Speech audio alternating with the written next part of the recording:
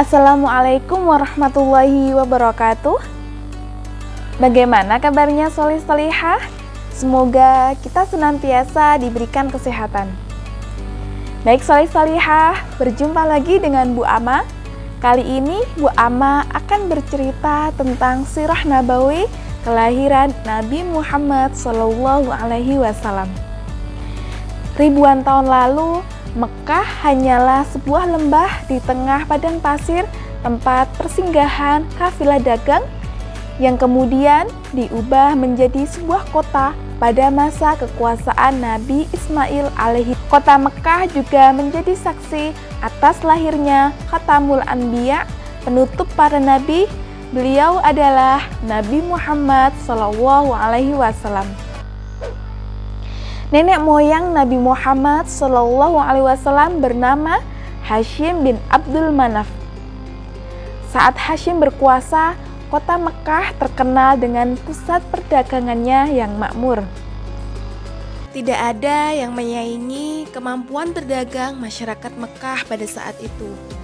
Namun sayangnya, kehebatan masyarakat Mekah tidak sebanding dengan kebiasaan jahiliyah yang sering mereka lakukan.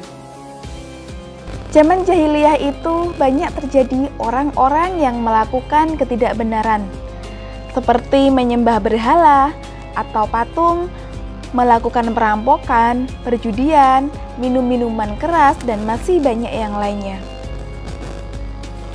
Tahun demi tahun berlalu dengan cepat. Kepemimpinan Hashim diganti dengan pemimpin yang lebih muda dan kompeten. Sebelum beliau meninggal, Hashim mewariskan banyak sekali harta kepada Abdul Muthalib. Abdul Muthalib berperan sebagai siqayat, yaitu orang yang bertugas menyediakan air dan makanan bagi pengunjung Ka'bah. Pada saat itu, Ka'bah sangat ramai dikunjungi orang-orang. Namun, seiring berjalannya waktu, persediaan air menipis. Pada saat itulah Abdul Muthalib teringat cerita tentang sumur Zam-Zam. Banyak yang mengatakan bahwa sumur Zam-Zam telah tertimbun tanah ratusan tahun yang lalu. Jadi mustahil jika ditemukan.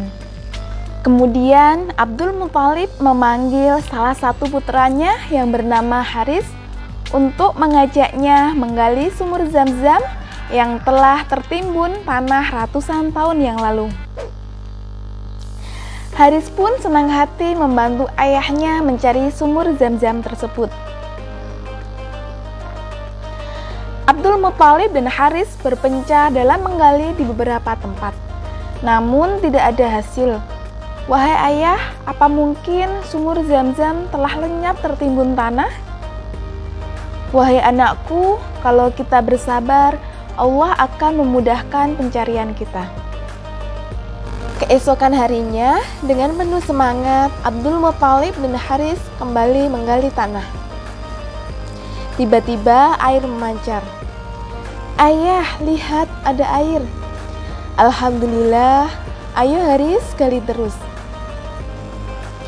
Dengan ditemukannya sumur Zam-Zam, Abdul Muthalib tidak khawatir lagi untuk memenuhi persediaan air dan keperluan bagi pengunjung Ka'bah.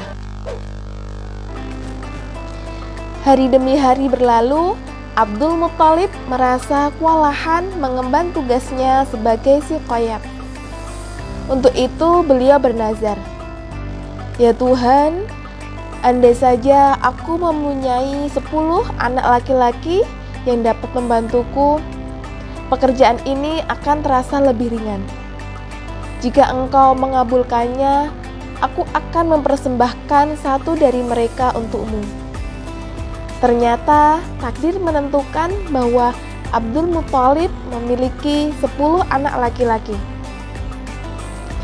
Saat mereka dewasa, dilakukan undian.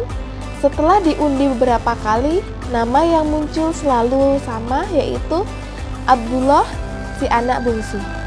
Namun beliau mendapat nasihat dari orang-orang untuk membatalkan nazarnya dan memohon ampun.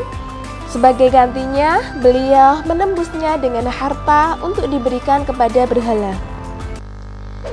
Setelah melakukan perundingan cukup lama, diputuskan bahwa Abdul Muthalib harus menyerahkan 100 ekor unta sebagai ganti persembahan Abdullah. Abdullah adalah pemuda baik, sopan dan berwajah tampan. Banyak gadis-gadis Mekah yang tertarik padanya. Mendengar pernyataan Abdul Muthalib berencana menjodohkan Abdullah dengan anak dari Wahab bin Abdul Manaf, para gadis itu tentu kecewa. Allah Subhanahu wa Ta'ala telah menentukan jodoh Abdullah dengan Aminah, sang gadis yang memiliki nasab yang paling baik di kalangan suku Quraisy. Akhirnya mereka berdua menikah. Wahai istriku, musim semi telah tiba. Ini tandanya aku harus melakukan perjalanan dagang ke Syam. Pada saat itu Aminah sedang hamil muda. Keesokan harinya Abdullah berangkat bersama hafilah dagangnya dan Aminah melepas suaminya dengan doa. Perjalanan dagang Abdullah berjalan lancar. Dalam perjalanan pulang, Allah singgah di Madinah untuk menemui sanak saudara dari ibundanya. Saat beristirahat, Abdullah tiba-tiba merasakan kesakitan. Beliau berasa tidak sanggup melanjutkan perjalanan. Ketika berita itu sampai pada Abdul Muthalib, beliau segera menyuruh anak sulungnya untuk melihat kondisi Abdullah dan mengajaknya untuk pulang ke Mekah. Semua anggota keluarga Abdul Muthalib berduka mendengar berita kematian Abdullah. Tentu saja Aminah lebih berduka karena kehilangan suami yang sangat dicintainya. Abdullah meninggalkan warisan berupa beberapa hewan ternak dan seorang budak perempuan yang bernama Ummu Aiman. Kemudian terjadi penyerangan yang maha dahsyat oleh Raja Abrahah dari Yaman. Raja Abrahah berniat untuk menghancurkan Ka'bah karena merasa iri dan tersaingi dengan kemasyhuran Ka'bah. Ia adalah raja yang sangat galak dan juga jahat. Raja Abrahah pun bergumam, "Aku melihat di Mekah sana banyak orang berkunjung di Ka'bah, tapi dia tidak berkunjung di tempatku. Ada apa dengan Ka'bah?" Kemudian Raja Abrahah memanggil pasukan bergajahnya. "Pasukanku, kemarilah. Lihat, di Ka'bah sana banyak sekali orang-orang datang. Mereka dari seluruh penjuru dunia." Raja Abrahah pun kesal karena orang-orang tidak berkunjung ke tempatnya tetapi berkunjung ke Ka'bah. Kemudian Abrahah memerintah pasukan bergajahnya untuk menghancurkan Ka'bah. Pasukan gajah itu pun bersiap-siap menghancurkan Ka'bah. Ketika pasukan bergajah itu mendekati Ka'bah, mereka kelelahan. Mereka tidak bisa melangkah lebih dekat menuju Ka'bah. Raja Abrahah pun bingung kenapa gajah-gajah itu tidak bisa dekat dengan Ka'bah. Tiba-tiba awan berubah menjadi hitam. Datanglah pasukan burung ababil yang membawa batu kecil dari neraka. Batu-batu itu dijatuhkan ke gajah dan orang-orang prajuritnya, sehingga pasukan gajah dan Raja Abrahah pun hancur seketika.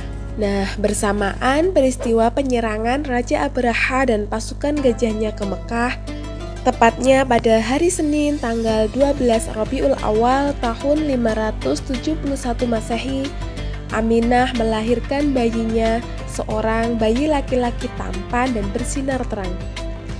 Semua keluarga bersuka cita dengan kelahiran Muhammad. Dengan penuh sukacita, Abdul Muthalib menggendong cucunya untuk bertawaf di Ka'bah. Setelah 7 hari, Abdul Muthalib menyembelih unta sebagai ungkapan rasa syukur atas kelahiran bayi Muhammad. "Wahai Abdul Muthalib, siapakah nama bayi ini?" "Aku memberinya nama Muhammad. Semoga kelak bayi ini menjadi orang yang terpuji dimanapun ia berada." Aminah memandang bayinya dengan perasaan bahagia. Seperti doa yang selalu ia panjatkan, Allah Subhanahu wa Ta'ala telah menakdirkan Muhammad menjadi orang yang berpengaruh dalam mengubah sejarah dunia. Seperti yang disebutkan di Al-Quran Surah Al-Anbiya ayat 107, yang artinya, "Dan tiadalah kami mengutus kamu Muhammad, melainkan untuk menjadi rahmat bagi semesta alam." Nah, begitulah cerita dari Bu Amah tentang kelahiran Nabi Muhammad SAW.